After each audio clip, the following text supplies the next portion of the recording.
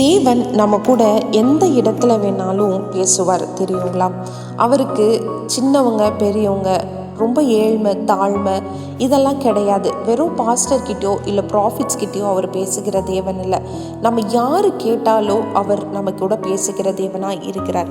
அன்றைக்கு ஏரோப் என்னும் மலையின் மேலே ஒரு முட்செடி எரிந்து கொண்டு இருந்ததுங்க. மோசே அங்கே போய் பார்க்கும்போது அந்த இடத்துல தேவன் தோன்றி மோசே மோசே என்னை கூப்பிடும்போது மோசே சொன்னார், இதோ அடியேன் என்றாருங்க.